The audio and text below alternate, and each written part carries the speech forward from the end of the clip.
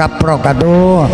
Nabi Muhammad SAW itu bukan pengangguran. Kita tahu bagaimana mahar Nabi Muhammad ketika menikahi Sayyidah Khadijah itu 200 ekor unta muda, teman-teman. Kalau dirupiahkan itu sekitar 1,3 miliar maharnya. Masa iya ada orang pengangguran memberikan mahar 1,3 M?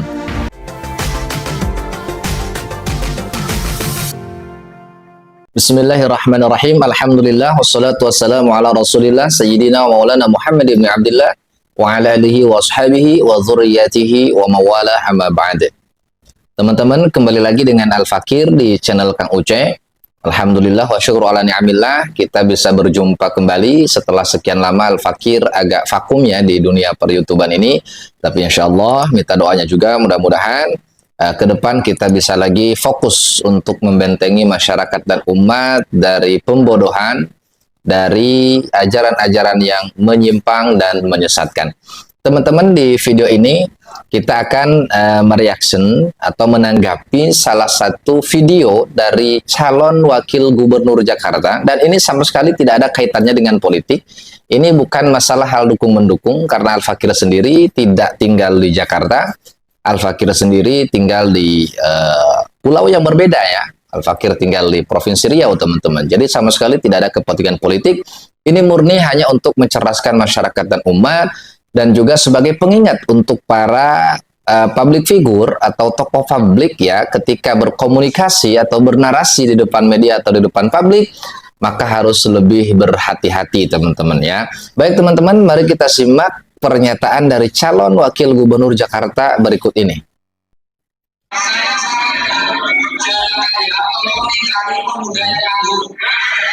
Itu bisa sambil dibaca ya teman-teman ya. Ada di Detik News.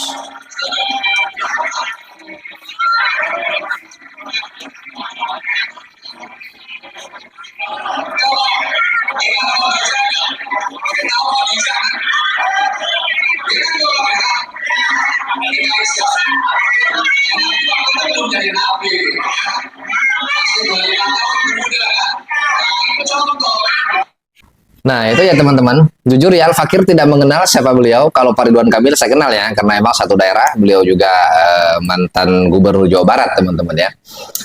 Baik, ada beberapa hal yang saya sampaikan terkait dengan pernyataan beliau. Yang pertama, di sini beliau menyebut bahwa Nabi Muhammad SAW itu adalah seorang pengangguran, di mana Sayyidah Khadijah ini adalah seorang janda kaya yang menikahi pengangguran ya. Ini adalah kata-kata yang agak menyakitkan ya di telinga kami, karena kita para santri ya selalu diajari bagaimana mengungkapkan hal-hal yang baik dengan Nabi Muhammad SAW, dengan para istrinya, para anak-anaknya, para sahabatnya.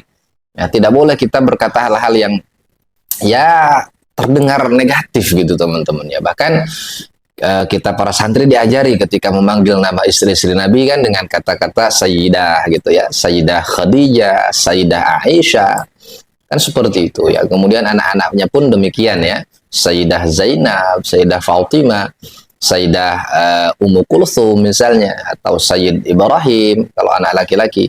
Nah teman-teman, saya yakin beliau tidak sengaja ya, atau tidak berniat. Saya yakin itu tidak berniat untuk mengolok-ngolok atau merendahkan Nabi Muhammad SAW, tapi pernyataan beliau jelas sekali tidak tepat ya, agak menyakitkan di telinga kita sebagai umat muslim, di mana Nabi Muhammad SAW dianggap seseorang yang tidak berguna sehingga harus ditolong oleh seorang janda, yaitu Sayyidah Khadijah, kan begitu ya, pada intinya ya. Mungkin tujuannya penekanannya ini mungkin pada sisi kesadaran diri ya. Beliau ini sedang mencontohkan orang itu harus sadar diri. Kalau kaya jangan menerima bansos, kan begitulah kira-kira ya. Harus tahu diri. Justru orang kaya, atau mohon maaf ya, seorang janda kaya itu harus ya menafkahi atau membantu pemuda-pemuda yang pengangguran. Tapi sayangnya kok contohnya Sayyidah Khadijah dengan Nabi Muhammad gitu loh. Dan ini tidak sesuai fakta teman-teman ya. Nabi Muhammad SAW itu bukan pengangguran. Kita tahu bagaimana mahar Nabi Muhammad ketika menikahi Sayyidah Khadijah itu 200 ekor unta muda, teman-teman. Kalau dirupiahkan itu sekitar 1,3 miliar maharnya. Masa iya ada orang pengangguran memberikan mahar 1,3 M? Kita tahu Nabi Muhammad itu adalah pedagang handal. Kita tahu Nabi Muhammad itu adalah pimpinan ekspedisi perdagangan Sayyidah Khadijah. Kita tahu bahwa Nabi Muhammad itu adalah arbitrator, teman-teman, juru damai di usia mudanya. Jadi Nabi Muhammad itu bukanlah seorang pengangguran. Kita tahu kan pengangguran kan masalah di setiap negara. Masa iya Nabi Muhammad menjadi orang yang bermasalah? Kan begitu, teman-teman ya.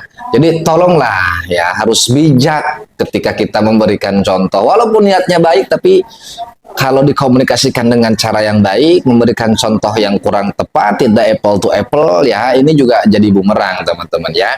Sebenarnya kesalahan beliau dalam mengungkapkan hal ini itu bisa jadi nilai negatif, bisa jadi nilai positif ya. Ini untuk dari sisi politiknya.